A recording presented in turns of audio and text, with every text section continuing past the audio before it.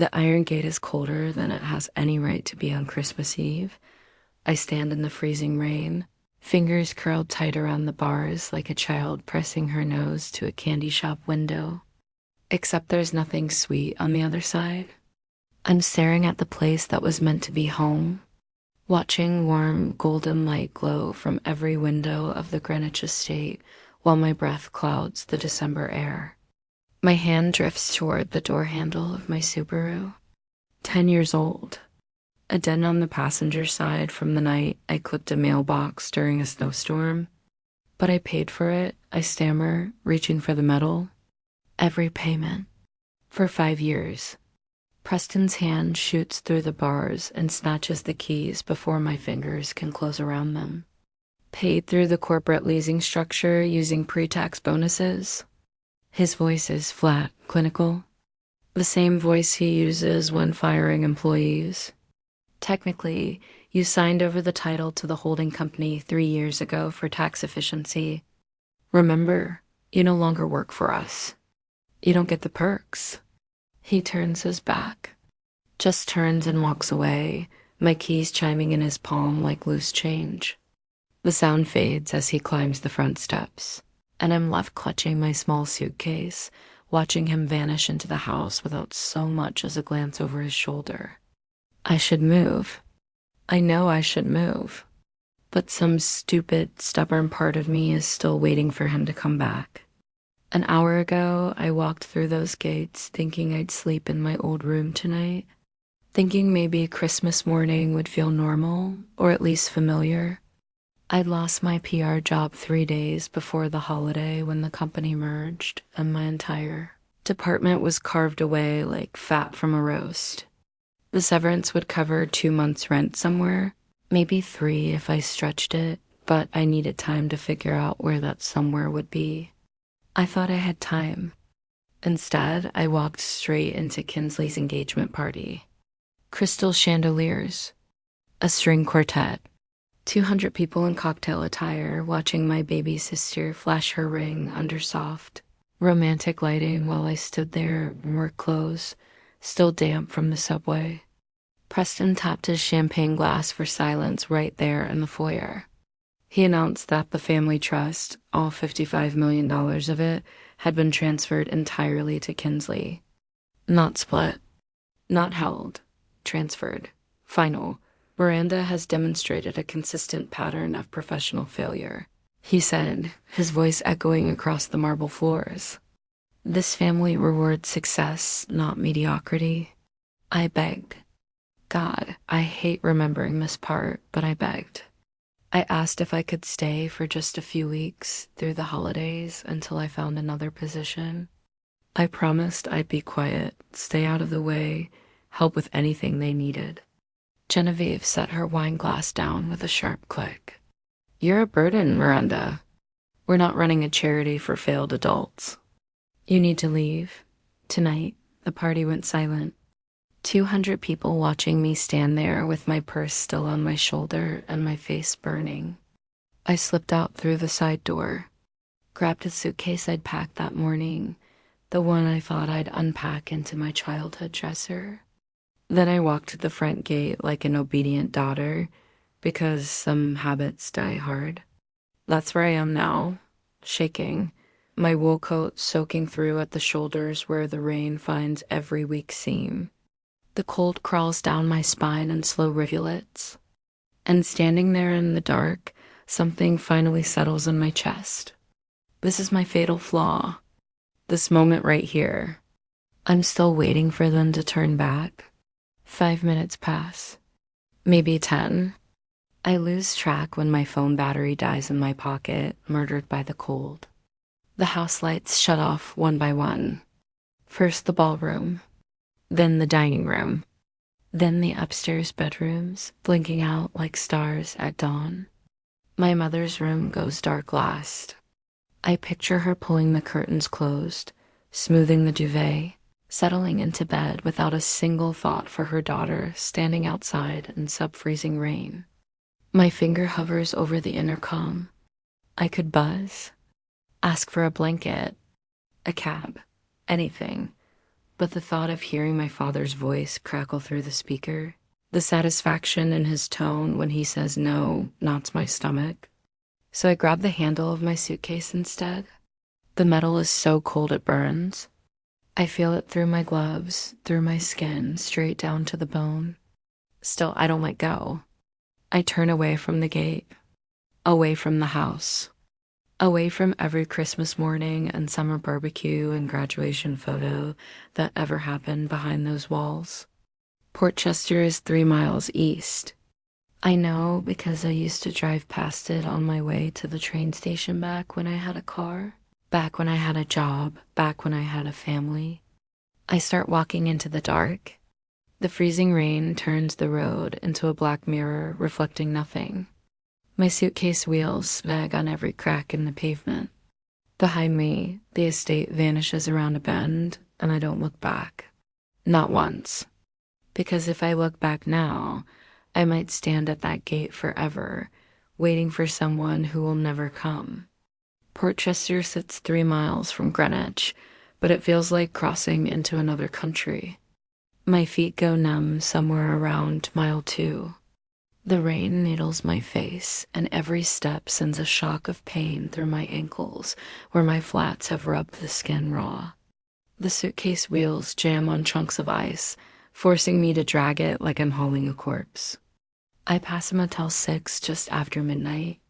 The neon sign flickers red and white, promising vacancy, and I think maybe this is where my luck finally turns. I still have the emergency credit card tucked in my wallet.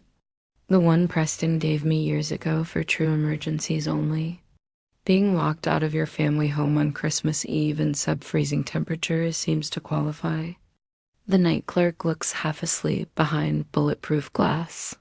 He slides the card reader through the slot without looking at me, and I watch the machine think for what feels like an hour. Then it beeps. Declined. Try again. My voice cracks. He swipes it twice more. Same result. Says here the card was reported stolen. He glances from his screen to me, his expression shifting to suspicion. About 20 minutes ago. 20 minutes. That would have been right after Preston took my car keys. Right after he walked back into the house and shut the door. My father called in a fraud report while I was walking through the rain. I leave without another word. What would I even say? The clerk is already reaching for his phone, probably debating whether to call the police about the soaked woman trying to use a stolen card. The bus stop on the edge of town is the only shelter I can find. 3 walls of scratched plexiglass and a metal bench. I collapse onto it and feel the cold seep through my wet coat straight into my bones. My teeth chatter so hard I taste blood where I've bitten my cheek. That's when I hear the whimpering. A dog, maybe 40 pounds, tied to the post with a length of frayed rope. Its fur is matted and soaked, and it's shaking worse than I am. Someone abandoned it here, just tied it up and walked away, the same way my family left me at the gate. I dig through my purse and find half a stale sandwich from 2 days ago. Turkey and Swiss on wheat, wrapped in wax paper. I crouch and break off pieces, holding them out. The dog takes them gently, its tail giving one grateful thump against the concrete. We match, I whisper. Both of us thrown away on Christmas Eve. I share the entire sandwich, bite for bite. When it's gone, the dog presses against my leg, and I wrap an arm around it, stealing what little warmth we can give each other. That's when I notice the woman. She's sitting at the far end of the bench, folded into the shadows. I didn't see her before, but now her shape is clear. Elderly, maybe 70, wearing a thin house dress and wet bedroom slippers that have no business being outside. Her gray hair hangs in wet strings around her face. Cold night, she says. Her voice rattles like loose change in a tin can. The worst. I tug my coat tighter, but it's pointless. The wool is completely soaked. Nice coat. She's shivering violently. Warm? It was warm. 3 hours ago, it was warm. I look at her slippers, at the thin house dress plastered to her fragile frame, at the blue creeping into the edges of her lips. I stand and shrug off my coat. It's the only thing of value I have left, the only barrier between me and hypothermia. Here, I drape it over her shoulders. She stares at me like I've just handed her a fortune. You'll freeze. You'll freeze faster. I sit back down in just my blouse and slacks, and the cold hits like a punch. The wind slices through the wet fabric, and I start shaking so hard my vision blurs. But watching the old woman pull the coat tight, seeing color creep back into her face, makes the cold feel a little less like dying.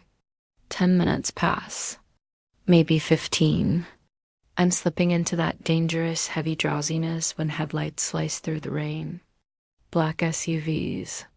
3 of them, moving in formation like a motorcade. They stop with military precision, and a man in a dark suit steps out beneath an umbrella. Miss Morris. His accent is Irish clipped. I'm Declan O'Connor. Miss Vance would like a word. The elderly woman stands. She's no longer shaking. She hands back my coat. Beneath it, she's wearing a perfectly dry cashmere sweater. The soap slippers are gone, replaced by polished leather boots that seem to have materialized out of nowhere. Adelaide Vance.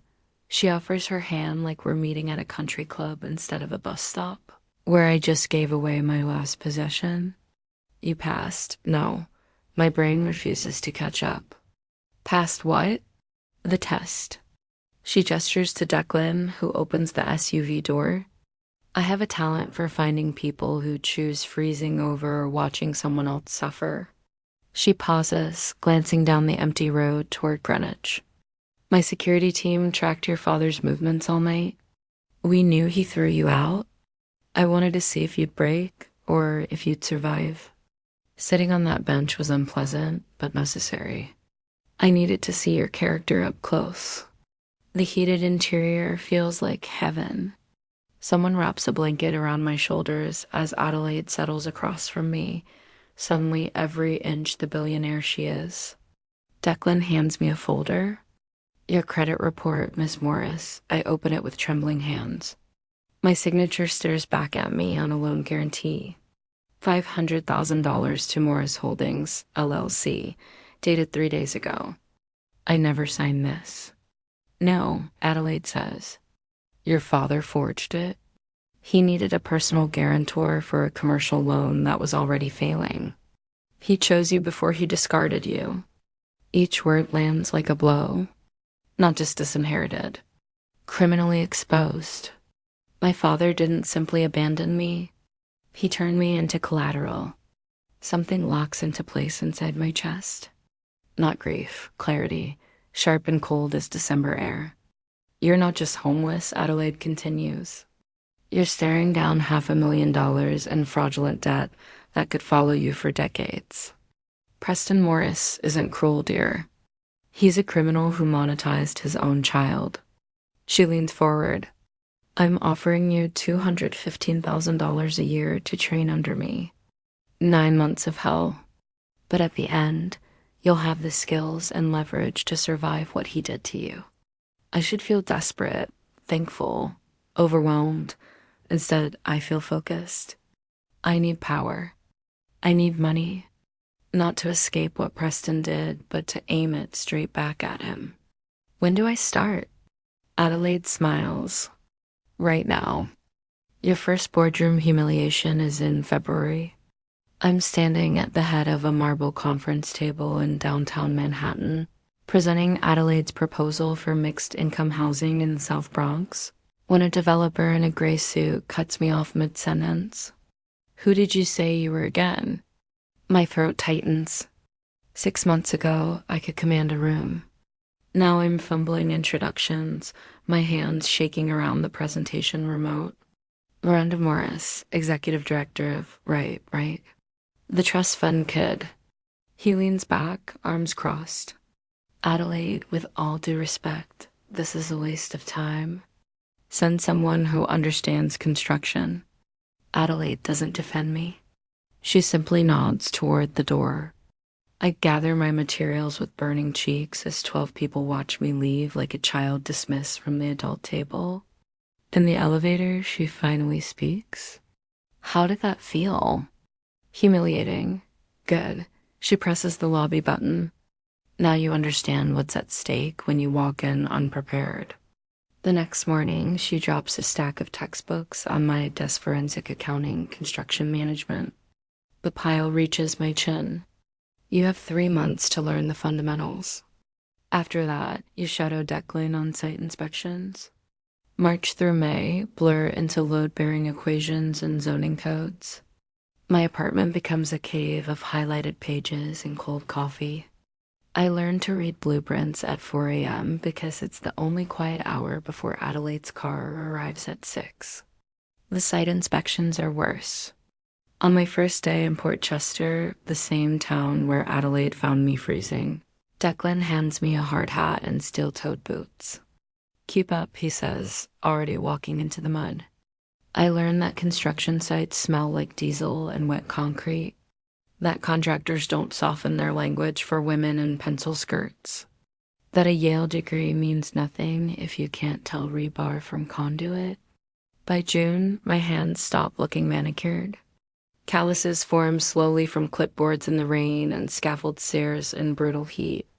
In July, Adelaide assigns me Project Beacon, 20 affordable units for single mothers leaving shelters. The budget is thin, the timeline brutal. The lot floods every time it rains. Fix it, Adelaide says, and leaves me ankle deep in water with a drainage nightmare and 3 contractors who won't call me back. I fix it, not because I'm gifted, but because failing would prove Preston right. August is pumps and French drains. Negotiations with suppliers who try to overcharge me until I show them my math. I earn my crew's respect by arriving before them and leaving after, my boots caked in the same mud as theirs.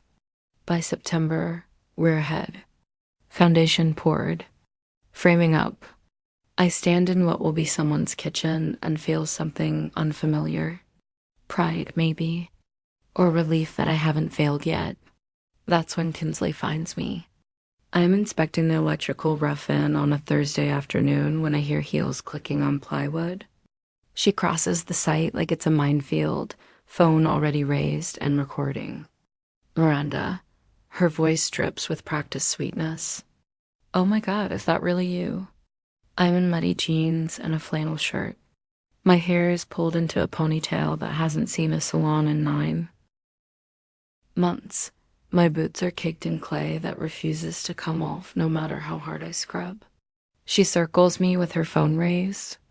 This is so sad. My sister used to work in PR, and now she's literally digging ditches. She zooms in on my boots. The Morris legacy, everyone. How embarrassing. I should say something sharp. Should defend myself. But the old reflex kicks in, the one that kept me quiet through years of her. Casual cruelty, and I just stand there while she gets her footage. She posts it before she even leaves the site. By the time I'm back in my truck, my phone is vibrating nonstop. The video's already been shared 200 times in Greenwich circles. The comments land like blows. She really fell from grace. Imagine losing everything and ending up here. This is what happens when you disappoint your family. I sit there with mud ground into the floor mats and feel the shame creep up my neck like a rash. This is exactly what Preston predicted. That I'd fail. That I'd humiliate the name. That I was always meant to be thrown away. My phone rings. Adelaide. I saw the post, she says. I'm sorry. I'll figure out how to come to my office. Now, I drive to Manhattan expecting termination. Instead, Adelaide is behind her desk with Declan, both staring at Kinsley's Instagram on a laptop. This is perfect, Adelaide says. I must look confused because Declan smirks. You're a PR executive, Miranda. So do PR. They're right. I spent 5 years shaping narratives for corporate clients. I know how to spin a story. More importantly, I know how to make Kinsley look exactly like the villain she is. That night, I film a response video. Not in my apartment with forgiving light, but back on the construction site, standing in the same mud where she cornered me. My boots are still dirty. My flannel is wrinkled, but my voice doesn't shake. My sister is right. I'm not in PR anymore. I'm building affordable housing for single mothers. 20 families who need a safe place to raise their kids. I turn the camera to the frame structure behind me. This is Project Beacon. If helping people is embarrassing, then yes, I'm deeply embarrassed. But if building something that matters does, then we're accepting donations. I post it at 11 p.m. By morning, everything flips. The comments pour indifferent this time. Kinsley's called elitist, out of touch, cruel.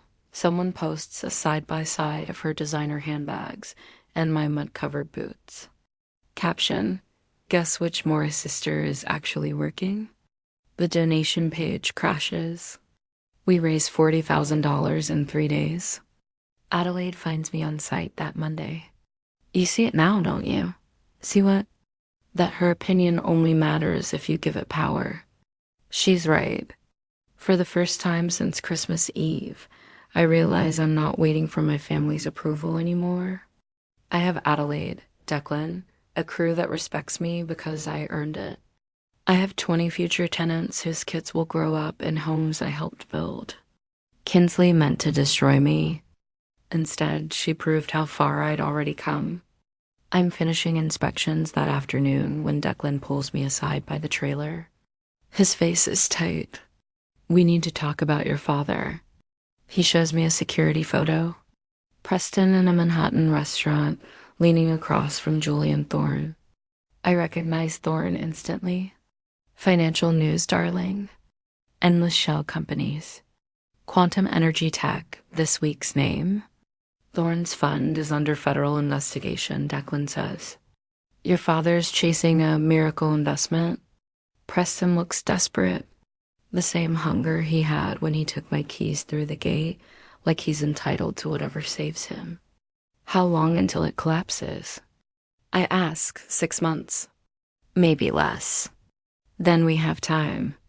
Declan watches me. You're not going to warn him. No, I'm going to watch. Later, in Adelaide's office, Declan slides a manila folder across her desk with controlled precision. I've learned that move means rage. Quantum Energy Tech. Your father's been meeting Thorne twice a week. I open it, glossy renderings. Absurd projections. Lies polished to shine. Ponzi scheme, Adelaide says flatly. FBI's been circling for 8 months.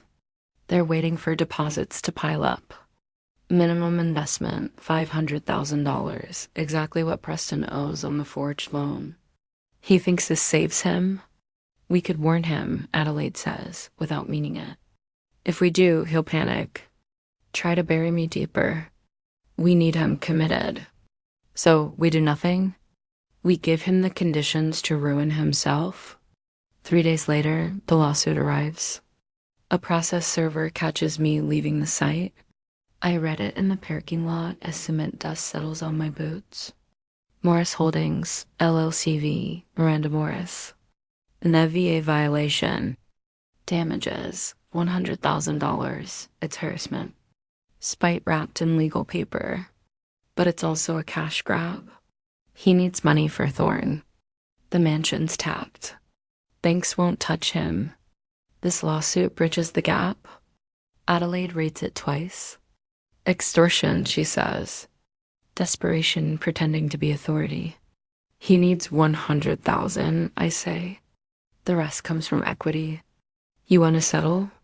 Immediately. Full amount. Declan frowns. That makes you look weak. Good, let him think that. Adelaide smiles slowly. You're giving him rope. Exactly enough. The settlement meeting smells like old carpet and bad decisions. Preston arrives armored in confidence. Genevieve and pearls worth more than my old rent. I show up in mud-stained work pants and a Project Beacon polo straight from the site. The contrast is intentional. Preston's lawyer launches into his rehearsed speech breach of trust, reputational damage, the sanctity of binding agreements. I let him speak for exactly 4 minutes before I cut in. We'll pay the full amount today. The room stills. Preston's lawyer blinks, clearly recalibrating. You're not going to negotiate? Preston asks, almost disappointed. He'd wanted a battle. Maybe even a lecture about loyalty and respect. No point. I signed the agreement without reading it. My lawyer shifts beside me but says nothing. He knows this is strategy, not surrender. Transfer the funds this afternoon. I stand. Genevieve stares at me, confusion edging into contempt. She'd expected tears, pleading. Instead, I'm checking a message from my site foreman. Smart choice, Miranda. Preston's voice trails after me. Maybe you're finally learning how the world works. I stop, turn back, meet his eyes for the first time since we sat down. My face is calm, neutral, the expression I practice for moments exactly like this. Sometimes the best move is no move at all, I say. His brow creases. He doesn't get it. He will. In the parking garage, I sit for a full minute before starting the car. My hands are steady. My breathing even. 10 months ago, I would have been crying. Shattered by their contempt. Now there's only clarity. I text Declan. It's done. Money transfers in 3 hours. His reply comes instantly. Thorne's office confirmed. Preston's meeting tomorrow morning. Wire transfer scheduled for the afternoon. I smile faintly. The pieces slide into place. Preston gets the settlement by dinner. He combines it with the hard money loan he took against the mansion last week, the one with the foreclosure clause hidden in Section 14. Declan flagged it in yellow yesterday. By tomorrow night, Preston will have poured everything into Julian Thorne's fund. Everything. The house. The settlement? Probably Genevieve's jewelry. And in 8 weeks, the FBI freezes every asset Thorne controls. My phone buzzes. Kinsley's Instagram story. Sister paid up without a fight. Guess she finally knows her place. Some people are born leaders. Others followers. Family hierarchy. 3,000 likes. They think they're watching my humiliation. They're watching me hand my father the shovel he'll use to bury himself. The trap is armed. Now I wait. The call comes on a Tuesday morning in late November. I'm reviewing plans for Beacon Phase 2 when my assistant knocks. Miss Morris, your family is in the lobby. No appointment. Declan leans against my doorframe. His eyebrow lifts. The FBI raided quantum energy tech this morning. Assets frozen. There it is. Send them up. I don't stand when they enter. Preston notices immediately. They look wrecked. Wrinkled shirt. Smeared makeup. Kinsley's hair limp and dull. Miranda, Preston says, "We need to talk. Family business." I gesture to the chairs. I wait. There's been a misunderstanding, he starts. A liquidity issue. Temporary. The loan on the house accelerated. We need bridge financing. 3.5 million. 30 days. Silence. 5 seconds. 10. We're family, Genevieve whispers. The Vance Foundation is a charitable entity, I interrupt. I can't authorize personal loans. Don't give me corporate talk, Preston snaps. You're the incoming CEO. You have discretion. Could I? I lean back. Walk me through the math, Dad. You invested the settlement with Julian Thorne. Took a hard money loan at 18% with foreclosure on default. You missed a payment. Genevieve sobs. We just need time. You thought I settled because I was weak? Because I knew my place? Kinsley snaps, "You did know. I gave you exactly enough rope." The words are calm. "I didn't push you. I stepped aside." Preston lunges up. "You set us up." "I suspected." "You ignored due diligence." "You forged my name." "I didn't commit fraud." Silence. Genevieve collapses. Kinsley scrambles for her phone. "I'm going live," she threatens. "Go ahead." She does. Declan places a folder on my desk. Screenshots, posts, messages laughing about bleeding me dry. "Your audience might want context," I say softly. The comments explode before she cuts the feed. Preston whispers, "You're my daughter." "I was Christmas Eve at the gate." Declan adds, "Foreclosure starts in 72 hours. They leave. Broken. The fallout is brutal.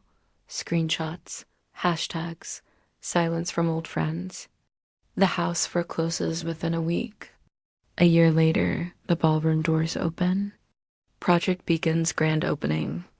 Christmas Eve, lights glow in every unit. Families home. Adelaide clasps her mother's emerald around my neck. "You built something real." Declan steps close. "Your family tried to enter." "No invitations." I nod. "Let them watch from outside." Keeps tugging at her coat. "Your sister is filming everything. And I informed them they're on the permanent exclusion list." He hands me 3 vouchers, the paper crisp and thin between my fingers. I offer them these. Soup Kitchen, 3 blocks south. Open until 10. The only assistance Miss Morris is prepared to offer. I take the vouchers. Not much. Just enough. Adelaide rests a hand on my arm. "You don't have to see them. But I do. Some part of me needs to look through the glass one last time." I walk to the mezzanine overlook. The floor-to-ceiling windows give a perfect, silent view of the circular drive below, separating the heat and music of the gala from a freezing night outside.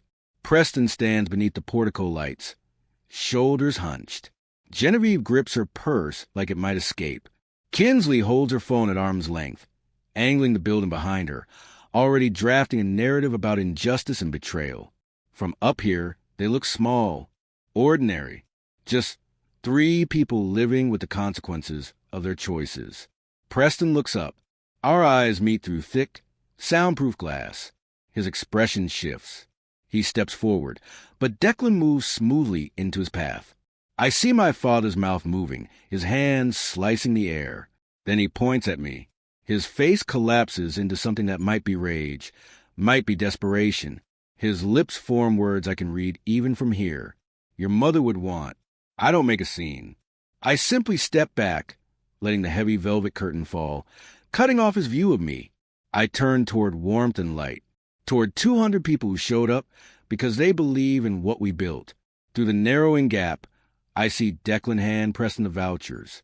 I watch my father crush them in his fist. I see Genevieve pull her coat tighter as freezing rain begins to fall, the same December storm that returns every year, right on schedule.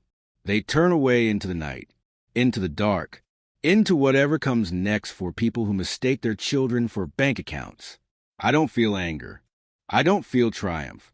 Just the gentle weight of Adelaide's necklace against my skin and the warmth of the room behind me. Miss Morris, one of the Project Beacon mothers, approaches, her daughter beside her, a gap-toothed 6-year-old in a velvet dress. "We wanted to thank you. Maya starts her new school in January." I kneel to the child's level. A girl who will grow up warm because dozens of people chose to build something better. "You're going to do incredible things." I tell her. Later, after speeches and champagne, I stand alone on the balcony with my glass. Below me, the housing complex glows. Every window lit gold against the December dark. Families move inside their homes. A woman stirring a pot. A man lifting a toddler high. Teenagers sprawled on a couch, laughing at something on television. They took my keys. I built an empire. They tried to freeze me out. I learned how to make my own warmth. The glass in my hand catches the light. I raise it. To the buildings, to Adelaide inside planning the future, to every person who believed, and finally to myself. standing on ground I built with my own hands.